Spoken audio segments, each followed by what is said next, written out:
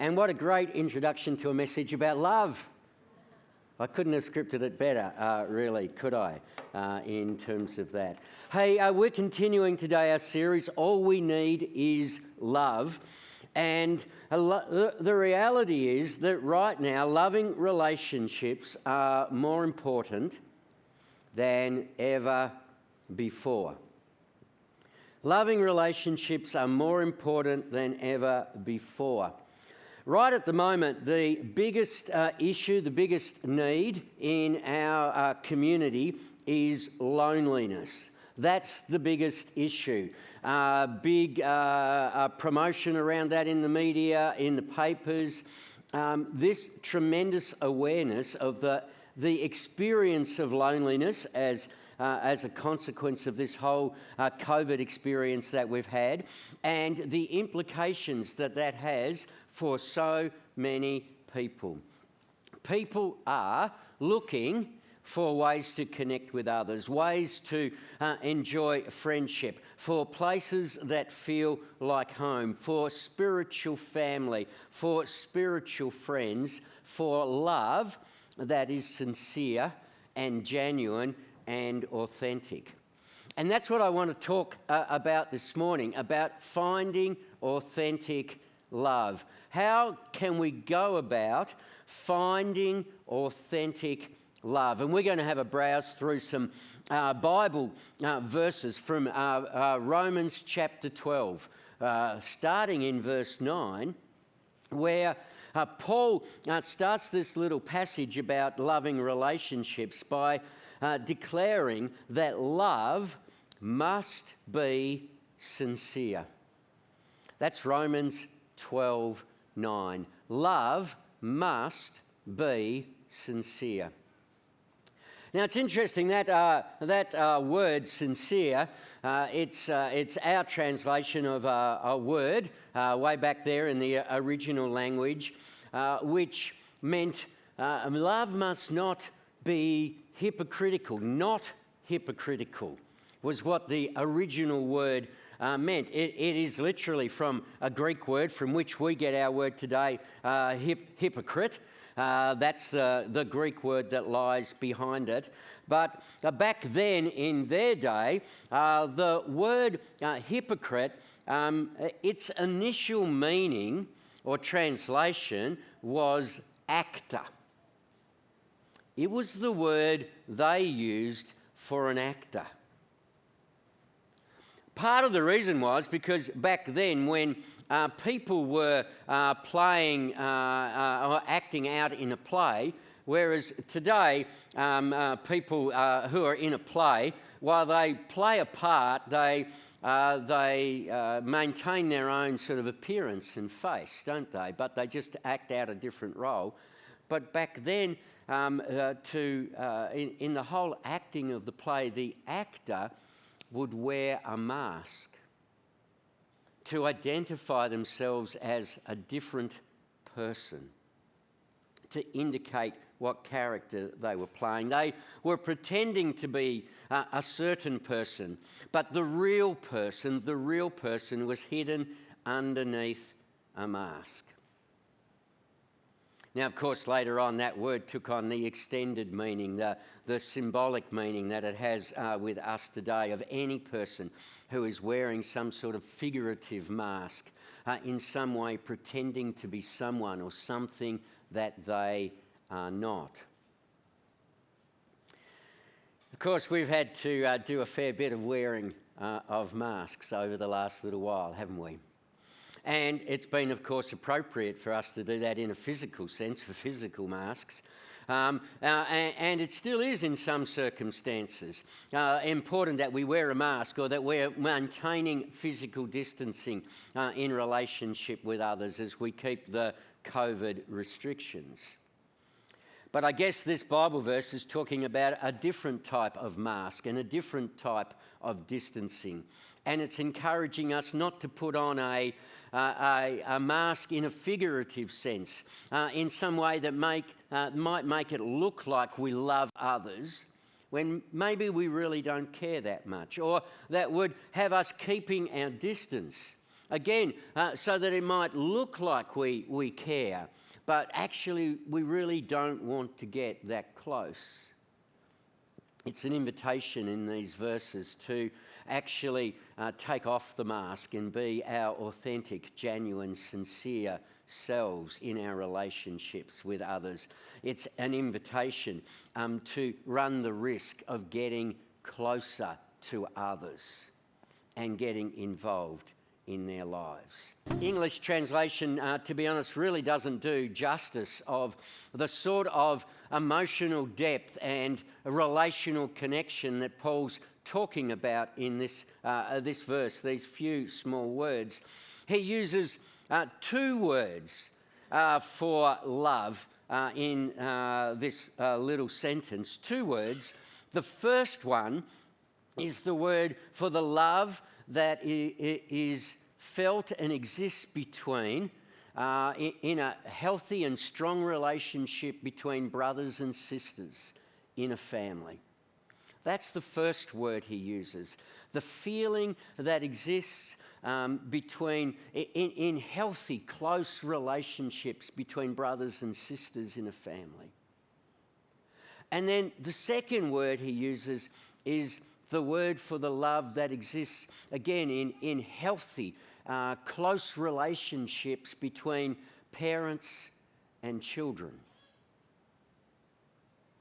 And he uses these two words to describe the sort of dynamic, deep, affectionate relationships that he's wanting us to have in our lives as Christians, that are to be characteristic of our lives.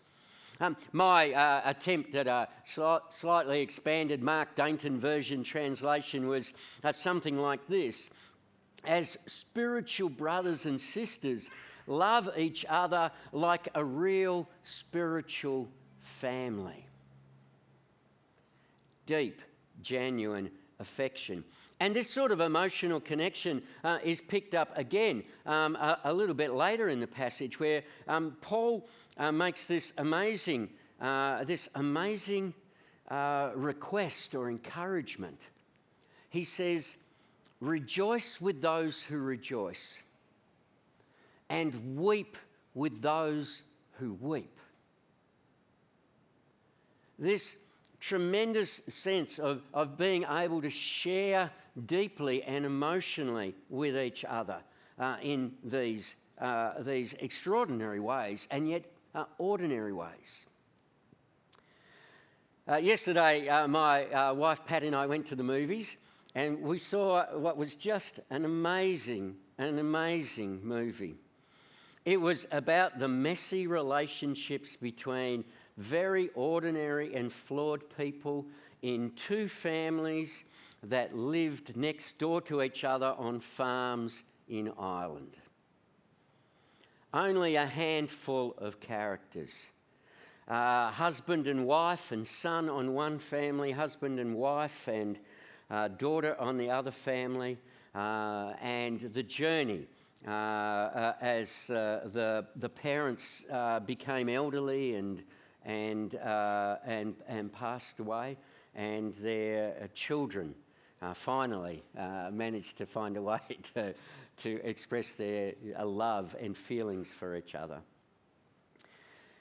There were two scenes in the movie that had me in tears, and one was tears of sadness, when the father on his deathbed, he passed away in the next 24 hours, spoke to his son, putting things right with his only son, and acknowledging when he'd been less than the father that he should have been, and just stressing the importance of his relationship. And at one point he said, "I love you, son, and I could never say that enough. I could never say that too many times. I love you, son." And there was another moment in the story, and which was just powerful. And his father said to the son, he said, when we married, I didn't love your mother. When I asked her, I have no idea why she said yes. But she looked after my home, and she looked after our children, and she filled our house with singing. And I barely paid her any notice at all. And then one day, I was out in the fields, and the rain cleared, and the sun shone. And God touched my heart. God broke my heart, and I realised what I had. And from that moment, every day we had together was glorious.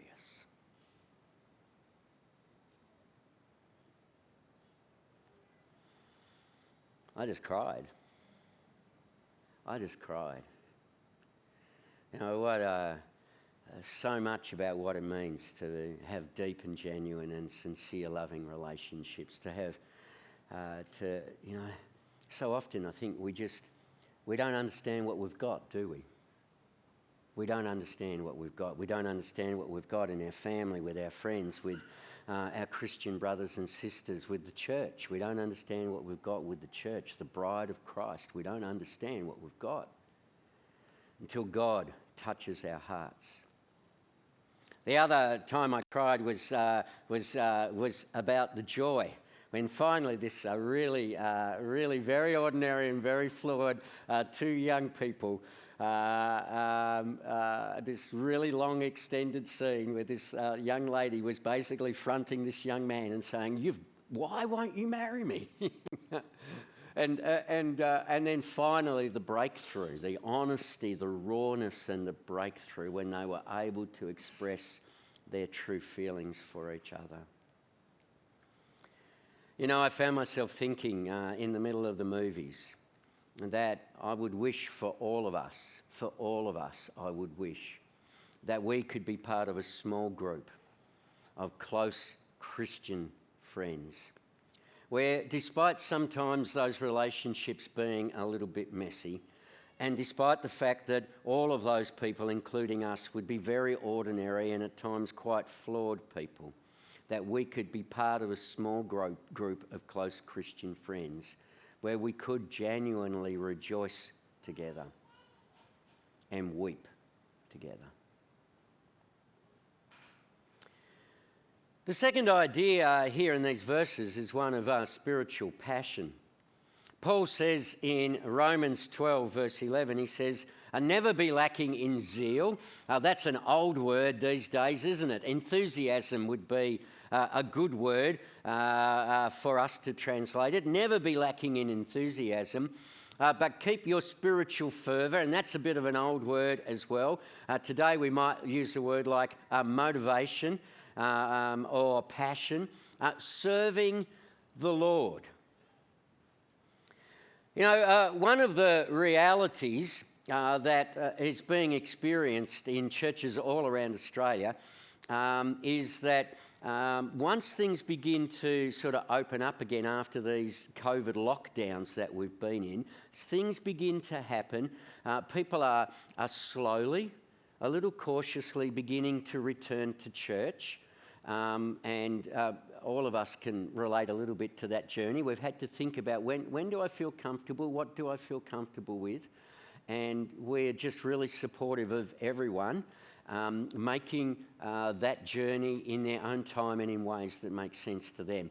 And it's just great to have everyone here in person. It's great to have everyone here who's here with us online as well. We really just want to respect everyone's journey in that space. But we're also aware that in addition to that, people's return to volunteering is even slower again. I was chatting to a colleague of mine, another pastor in a church, similar regional church, similar size to us in WA, in Western Australia, and they've been back since August, beginning of August, so that's about 8 months now. And he's saying there's still only got about just over 50% of their volunteers returning into the different ministry roles. What's really clear is people need time. What's also really clear, chatting to everyone, is people need to reconnect with vision again. They need to reconnect with the impact that their contribution makes.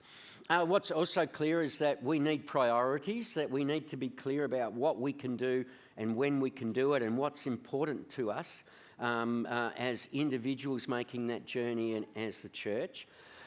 To be honest, it's also clear that some of our ministry and some of our programs will be cutting things back because we don't have the volunteers, and we shouldn't create the pressure for people in that way either. The reality is that some of the ministries that we know and love aren't coming back. Some aren't coming back this year, and some aren't coming back next year. And that's okay, because we serve a God who is a gardener and every so often takes out the pruning shears and prunes the vine. And we know that same experience in our own lives, because most of the people that I'm talking to, when they talk to me about how they imagine life will be in 6 months' time or 12 months' time, are talking to me about there's certain things that they're going to be cutting back on so that they can make room for those things that are more important. But I think this sense of spiritual passion, my observation is it's fueled by relationships and by involvement with others.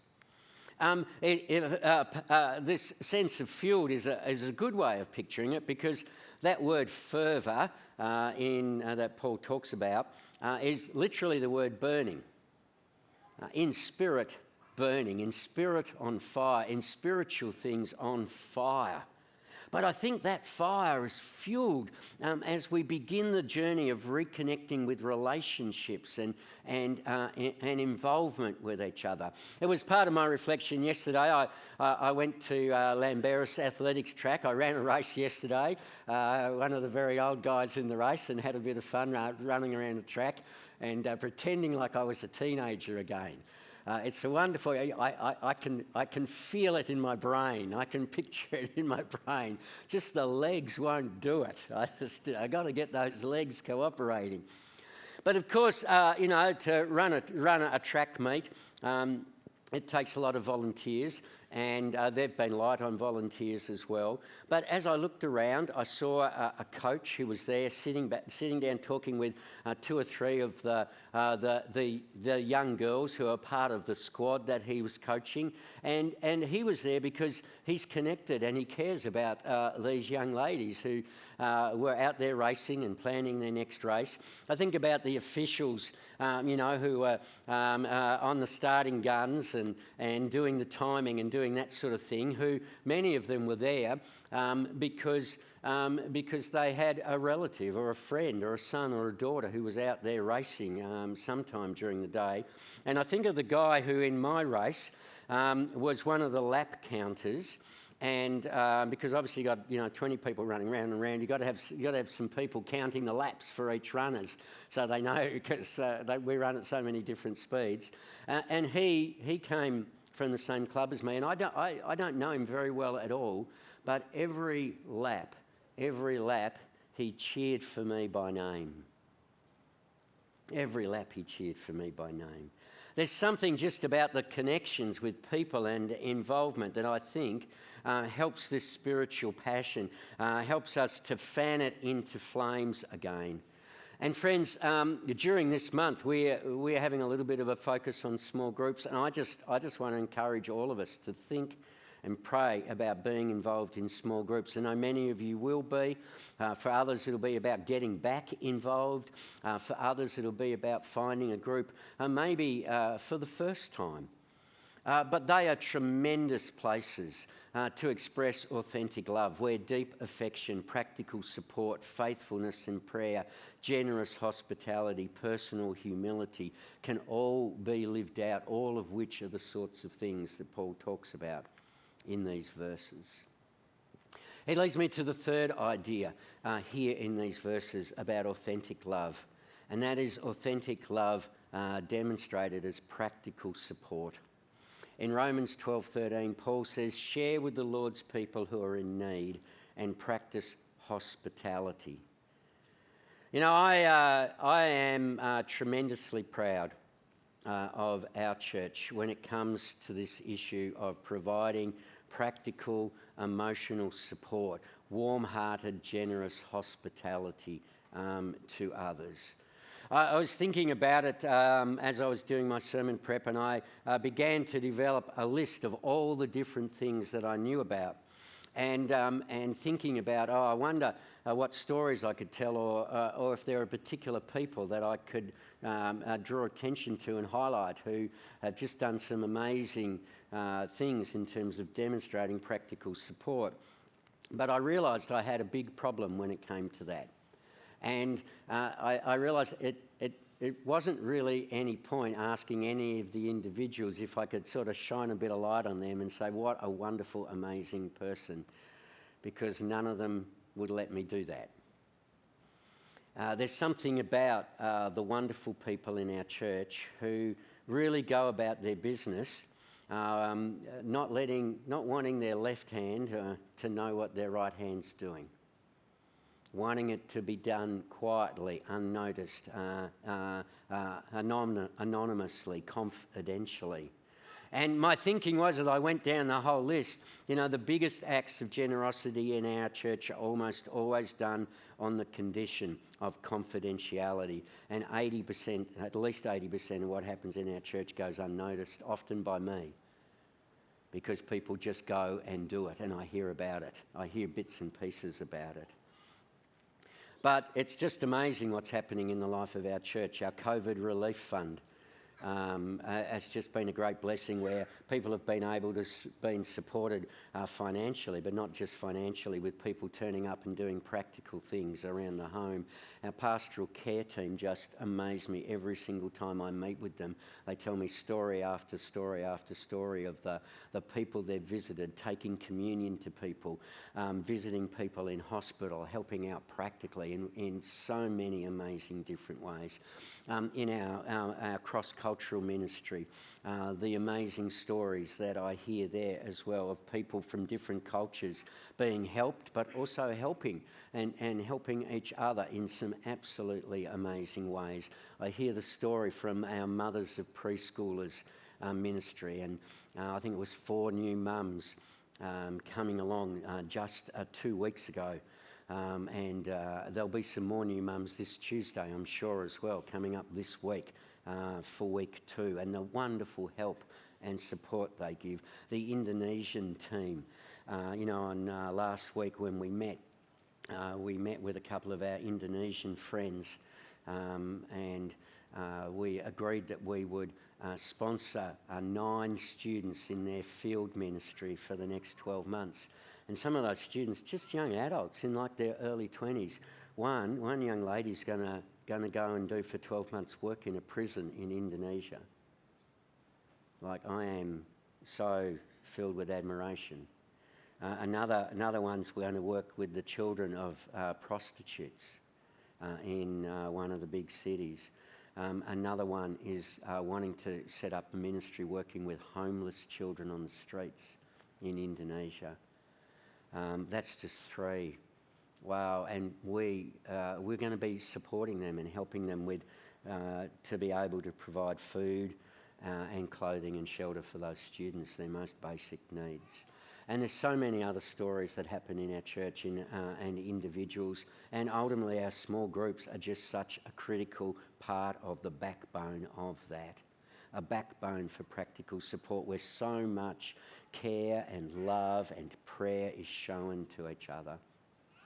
And friends, I do really just want to encourage you again, please, if you're part of a small group,